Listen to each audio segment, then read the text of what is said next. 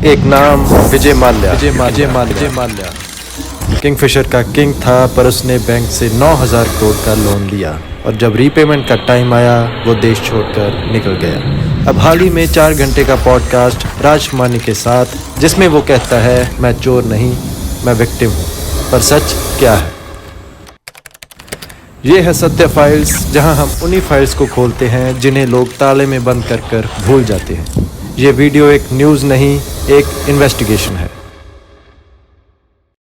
नमस्ते दोस्तों। भारत में हर साल हजारों करोड़ का काम होता है। नए प्रोजेक्ट स्टार्ट होते हैं और विकास के सपने दिखाए जाते हैं, लेकिन कुछ लोग ऐसे हैं जो पावर और पैसा मिलते ही उसका गलत यूज करते हैं।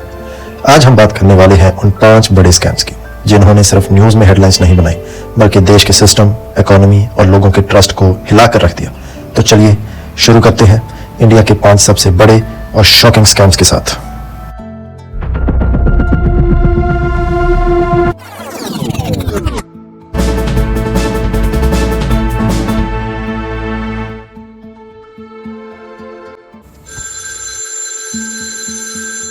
नंबर 5, नीरव मोदी का पीएनबी बैंक के साथ घोटाला। नीरव मोदी और उनके मामा मेहुल चोकसी ने पंजाब नेशनल बैंक के अंदर से कुछ लोगों के साथ मिलकर 13,000 करोड़ रुपए का फ्रॉड किया।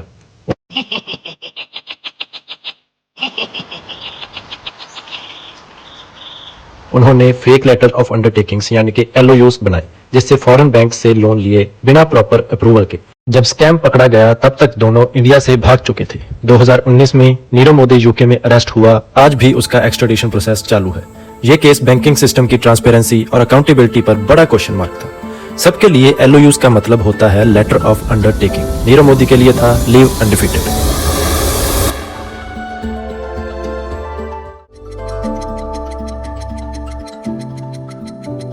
तो नंबर 4 पर हम बात करेंगे कॉमनवेल्थ गेम्स स्कैम की। 2010 में दिल्ली में कॉमनवेल्थ गेम्स हुए। इंडिया के लिए ये एक प्राउड मोमेंट था, लेकिन ये इवेंट भी स्कैम का सेंटर बन गया। रिपोर्ट्स के हिसाब से 70,000 करोड़ से ज्यादा खर्च किया गया। उसमें से बहुत कुछ ओवरचार्ज था, जैसे कि 4,000 का टॉयलेट पेपर। क्या आप मान सकते हैं 4,000 का टॉयलेट पेपर, 9 लाख का ट्रेडमिल। कई कॉन्ट्रैक्ट्स बिना टेंडर के दिए गए। ऑर्गेनाइजिंग कमेटी के हेड सुरेश कमड़ी पर केस चला और उन्हें जेल भेजा गया। ये एक क्लियर एग्जाम्पल था कि कैसे करप्शन हर लेवल पर होता है, चाहे इवेंट हो या इमोशंस। खिलाड़ी मेडल के लिए भागे और नेता कॉन्ट्रैक्ट्स के लिए। मेडल एक ने जीता पर पैसे दूसरे ले गए।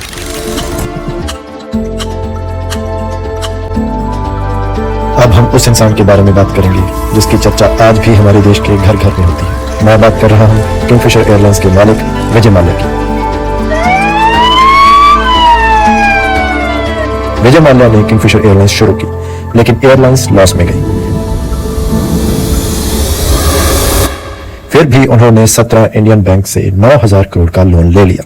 उन्होंने लोन लेके बिजनेस में इन्वेस्ट करने की बजाय पैसे का मिसयूज किया और अपने लग्जरी लाइफस्टाइल पर पैसा उड़ा दिया। जब रीपेमेंट का टाइम आया तो वो पैसे ना दे सका और 2016 में माल्या यूके भाग गया। सरकार ने उसके अगेंस्ट कई केसेस किए और 2019 में उसे लंदन में अरेस्ट किया गया। इंडिया ने उसके कुछ एसेट्स बेच के 10 से 12,000 करोड़ तक रिकवर भी कर लिया।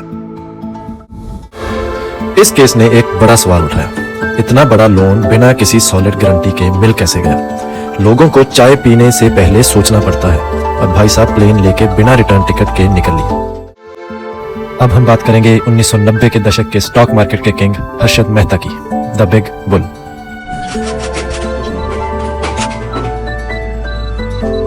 ये स्कैम एक स्टॉक ब्रोकर ने किया था। नाम था हर्षद मेहता। लोग उसे बिग बुल बोलते थे। उन्होंने बैंक्स के साथ मिलकर फेक डॉक्यूमेंट्स बनाए और उनका यूज करके स्टॉक मार्केट में करोड़ों रुपए लगा दिए। उन्होंने कुछ शेयर्स के दाम इतने बढ़ा दिए कि लोग उसमें इन्वेस्ट करने लगे, लेकिन जब असली पिक्चर सामने आई तो मार्केट क्रैश हो गया। इसमें 5,000 करोड़ का फ्रॉड हुआ और ये उस टाइम का सबसे बड़ा फाइनेंशियल स्कैम माना गया।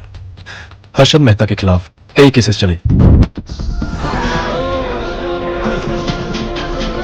और 2001 में हर्षद मेहता की जेल में मौत हो गई। ये स्कैम सिस्टम की वीकनेस और लैक ऑफ कंट्रोल को क्लियरली दिखाता है। सब सोच रहे थे पैसा डबल होगा, लेकिन हर्षद भाई ने तो सिस्टम ही डबल कर दिया।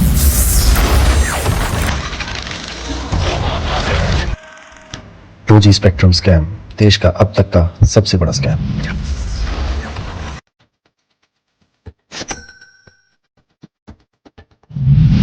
ये स्कैम हुआ 2008 में, जब सरकार ने मोबाइल सिग्नल के लाइसेंस कुछ सिलेक्टेड कंपनीज को बहुत ही कम दाम पर दे दिए। मंत्री ए राजा पर यह इल्जाम लगा कि उन्होंने 2008 में 2001 के रेट्स पर स्पेक्ट्रम बांट दिया, जबकि तब तक इनकी मार्केट वैल्यू काफी बढ़ चुकी थी। सीएजी रिपोर्ट के मुताबिक इस स्कैम की वजह से देश को 1.76 लाख करोड़ का नुकसान हुआ। जी हाँ, 1.76 लाख करोड़। 2012 में सुप्रीम कोर्ट ने 122 लाइसेंस कैंसिल कर दिए और कहा कि यह काम रूल्स के अगेंस्ट किया गया। 2017 में कुछ लोगों को कोर्ट से रिलीफ मिला, लेकिन पब्लिक के मन में अब भी सवाल है। सिग्नल तो सबके फोन में आया, पर पैसा सिर्फ कुछ लोगों की जेब में गया और इन्वेस्टिगेशन में सबका नेटवर्क ही चला गया।